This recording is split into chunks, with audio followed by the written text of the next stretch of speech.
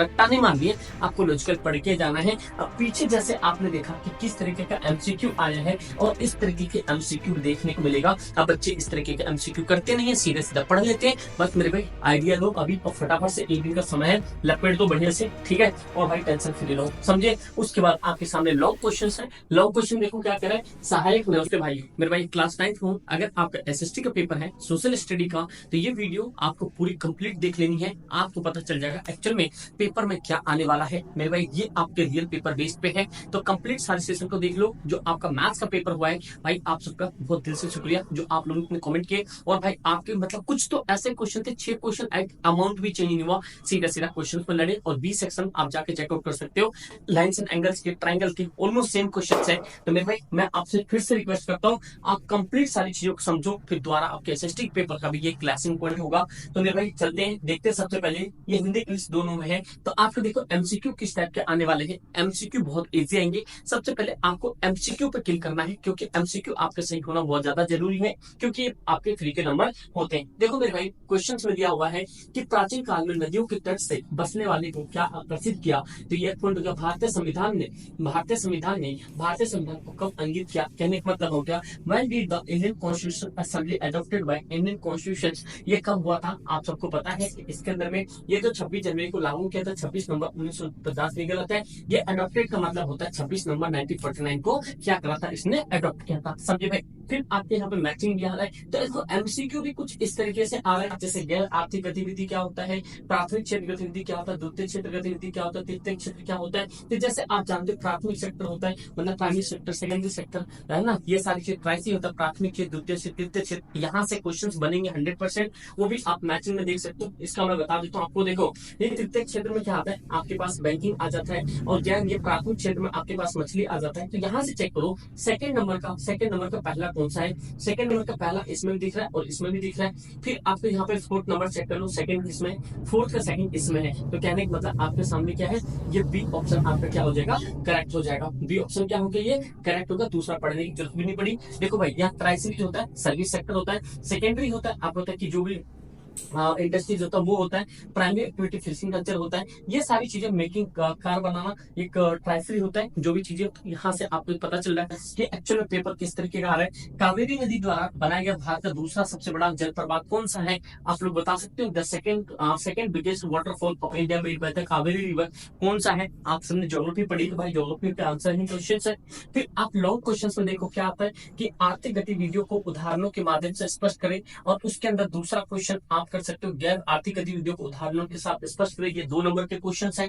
Describe the economic activity with example, describe non economic activity, mention of 2 causes responsible for the river pollution की 2 कारण बताने आपको, मतलब नदी प्रदूषण के 2 कारण। 18वीं शताब्दी में लुई 16 में राज्यारोहण के समय फ्रांस साम्राज्य की आर्थिक स्थिति का वर्णन कीजिए।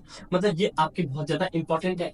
जब वहां पे इकोनॉमिक कंडीशन क्या था, फ्रेंच रेवोल्यूशन 18th सेंचुरी में, जब लुई 16 वहां का मतलब की राजा था, तो जानते सब कुछ बर्बाद कर दिया था, बेच बूझ के सब बर्बाद कर दिया, जो भी बाप दादे को पुरखे की जमीन थी सब खत्म कर दिया इसने।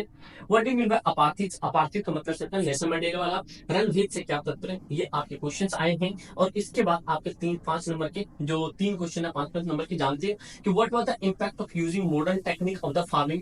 मॉडर्न टेक्निक क्या होता है, यूजिंग करते तुम्हारे इन्वायरमेंट के लिए क्या इंपॉर्टेंट है। भारत आधुनिक कृषि पर तत्कालीन पर्यावरण पर क्या प्रभाव पड़ता है। पर देखो जो आधुनिक कृषि आई है, जैसे मशीन से करना हो गया, खाद वाद डालना हो गया, इसका इन्वायरमेंट क्या इफेक्ट पड़ता है, ये क्वेश्चन में आए हुए हैं। और भाई एक ही चीज बताता हूँ मेरे भाई, आपको 9th हो 10th हो, आपको रियल कंटेंट आपको इस पे मिलेगा ही मिलेगा, चाहे कुछ भी हो जाए लाइफ में। क्योंकि भले शॉर्ट वीडियोस आती है, कम समय के लिए आती है, क्योंकि भाई ऑफलाइन से समय नहीं हो पाता है। बस एक ही चीज मैं बोलना चाहता हूँ मेरे भाई, आप 9th 10th में अच्छे नंबर लाना चाहते हो, बहुत एक्सेलेंट लेवल का, तो भाई सब्सक्राइब कर लेना और भाई लाइक जरूर करना, क्योंकि आपकी एक लाइक से बहुत मोटिवेशन मिलती है। और मेरे भाई सारे क्वेश्चन कंसेप्ट आपके पेपर में जरूर दिखने को मिलेंगे, और आपका फंडामेंटल भी मजबूत होगा, इतनी प्रॉमिस है अपने एचएसपी की तरफ से, समझे। तो उसके बाद में अगला है शिक्षा एवं स्वास्थ्य पर निवेश मानव संसाधन के विकास के आवश्यक है, उदाहरण सहित बताना है। अब देखो ये सारे क्वेश्चंस आप क्या कर सकते हो, देखो अब ये भले माना कि आप क्लास 9 का पेपर दे दो, ठीक है, लेकिन आप क्वेश्चंस देख सकते हो तो क्या कह रहा है, investment in the education and health is necessary for development of human resources, मतलब मानव संसाधन। देखो यहाँ पे क्या है, निवेश क्या रहा है, यहाँ पे शिक्षा एवं स्वास्थ्य निवेश मानव संसाधन के विकास का आवश्यक है। देखो क्वेश्चंस आपको रटाने मारनी है, आपको लॉजिकल पढ़ के जाना है। अब पीछे जैसे आपने देखा कि किस तरीके का एमसीक्यू आया है और इस तरीके के एमसीक्यू देखने को मिलेगा। अब बच्चे इस तरीके के एमसीक्यू करते नहीं है, सीधे सीधा पढ़ लेते हैं। बस मेरे भाई आइडिया लो अभी और फटाफट से, एक दिन का समय है, लपेट दो बढ़िया से, ठीक है, और भाई टेंशन फ्री रहो, समझे। उसके बाद आपके सामने लॉन्ग क्वेश्चन है। लॉन्ग क्वेश्चन देखो क्या कह रहा है, सहायक नदी और वितरक का बीच अंतर स्पष्ट करना है, मतलब distinguish between tributary and distributaries के बीच में। औपनिवेश सरकार पशुपालन पर क्या प्रतिबंध लगाए, लोकतंत्र के 3 अवगुण को बताना है, मतलब कि in democracy final decision making power must be hand by, ये हो गया। व्हाट इज द 3 डिमेरिट्स बताना है आपको डेमोक्रेसी के क्या होते हैं, आप बहुत सारी चीजें लिख सकते हो, समझे। पालनपुर में लोग किस तरह की गैर कृषि गतिविधियों में लगे थे, तो ये देखो पालनपुर नॉन एग्रीकल्चर थे, या हाइपोथेटिकल विलेज था, इमेजिनरी विलेज था, उस तरीके की चीजें। फिर उसके बाद आपके सामने ग्रीन रेवोल्यूशन आ गया, ये तो ग्रीन रेवोल्यूशन इस बार भी इंपॉर्टेंट आपके लिए। हरित क्रांति, फिर फ्रांसीसी क्रांति से निकले विचारों से संसार प्रभावित किया, आपको बताना है कि जो generated from the French revolution influenced by the world, क्या क्या चीज होता है। आप जानते हो फ्रेंच रेवोल्यूशन, यूरोप के अंदर में अगर कोई रेवोल्यूशन नहीं होती, अगर क्रांति नहीं होती, तो कोई भी आज तक पूरे वर्ल्ड में कोई देश ही नहीं सर्वाइव कर पाता सही से। फिर आपके पास ये कह रहा है 5 features of the constitution 1791, French constitution के बारे में बता रहा है। ये फ्रांस में 1791 संविधान की 5 विशेषताओं को लिखना है। फिर विश्व में उपलब्ध अन्य सभी राजनीतिक प्रणालियों को लोकतंत्र में सबसे अच्छी विकास क्यों माना जाता है, कि why is democracy considered to be the best options among all the political system available in the world, मतलब कि पूरे वर्ल्ड में जितने भी पॉलिटिकल सिस्टम है उसमें डेमोक्रेसी सबसे इंपॉर्टेंट क्यों माना जाता है। तो क्वेश्चंस का माइंडसेट देखो, तो आपको बना के लिखना है। आपने अभी तक अगर एनसीईआरटी नहीं पढ़ी है तो भाई आप एनसीईआरटी को छोड़ो, सपोर्ट है आपके पास, तो आप फटाफट से सपोर्ट पढ़ना शुरू कर दो।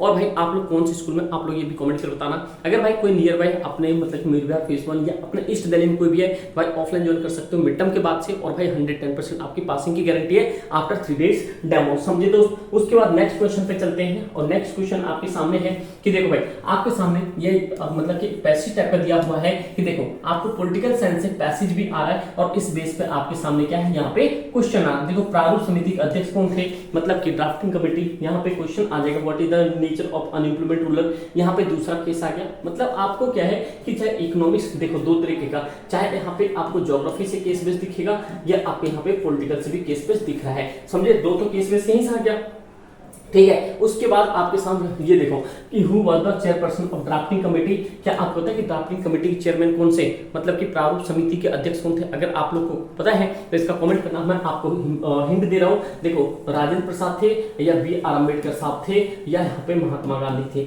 मुझे आपके पास आप सभी का आंसर चाहिए, क्योंकि यहाँ से बहुत सारी चीजें आपकी क्लैरिटी हो जाएगी, और यहाँ से कमेटी से जरूर ही जरूर पूछेगा क्वेश्चन, समझे। तो उसके बाद आपके सामने आ जाएगा कि यहाँ पे मानचित्र पे निम्नलिखित इन 3 उपयोग को दर्शाना है। बुलर चिन्ह अनाइमुडी महाराष्ट्र बिहार, आपको बिहार यहाँ दिखाना है, महाराष्ट्र यहाँ दिखाना, बुलर चिन्ह आपको यहाँ कश्मीर में दिखाना है, और यहाँ पे बिहार हो गया, फिर महाराष्ट्र हो गया, अनाइमुडी आपको यहाँ पे सबसे छोटी लंबी दिखाना तमिलनाडु का। तो ये आपके सामने एक सिनेरियो था, समझे दोस्त। ये सारी चीज समझ आ गया। तो देखो आपको मैंने एक ओवरव्यू दे दिया कि पेपर किस तरीके का आ रहा है, कैसा आ रहा है। बस अब एक पॉइंट और ध्यान से सुन लो, अगर आपने पेपर नहीं पढ़ा है, अभी तक आपने कुछ नहीं पढ़ा है, तो सीधी सीधी बात है सपोर्ट पढ़ना शुरू कर दो, क्योंकि मिड टर्म के मार्क्स बहुत ही ज्यादा मैटर करेंगे, समझे भाई। 9th में तो भाई बहुत ज्यादा मैटर करेंगे। तो भाई आपको वो गलती नहीं करनी जो पिछली बार लोगों ने गलती की थी। आप व्हाट्सएप ग्रुप से ज्वाइन नहीं हुए, जरूर ज्वाइन हो जाना। कोई भी दिक्कत परेशानी कमेंट कर बताना, और प्लीज रिक्वेस्ट है अपने दोस्तों में इस वीडियो को शेयर जरूर करना। Thank you so much and जय हिंद।